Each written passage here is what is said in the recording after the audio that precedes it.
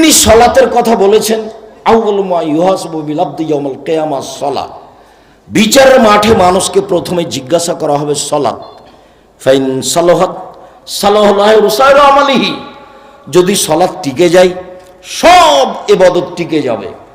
Wine ফাসাদাত ফাসাদাল্লাহু Sairu আমালিহি, যদি সালাত না টিকে কোনো ইবাদত টিকবে না, সব বাতিল বলে গণ্য হবে।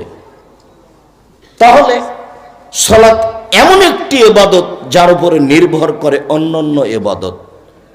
সালাত এমন একটি ইবাদত যার উপরে নির্ভর করে অন্যান্য ইবাদত।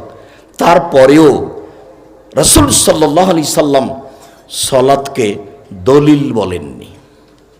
ইবাদতের জগতে সবচেয়ে দামি ইবাদত সিয়াম।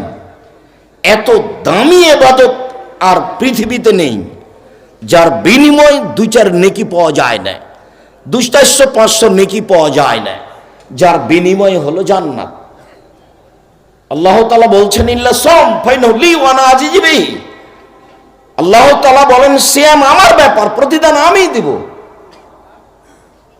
এছাড়া পৃথিবীর সব ইবাদতের দান, ইবাদতের নেকি আল্লাহ ফেরেশতাকে লিখতে বলবেন।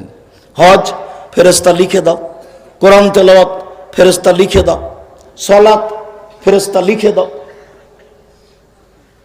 কোরআন তেলাওয়াত ফেরেশতা লিখে দাও। সিয়াম না, সিয়াম আমার ব্যাপার, কাউকে লিখতে হবে না। সিয়াম আমার ব্যাপার, প্রতিদান আমি দিব।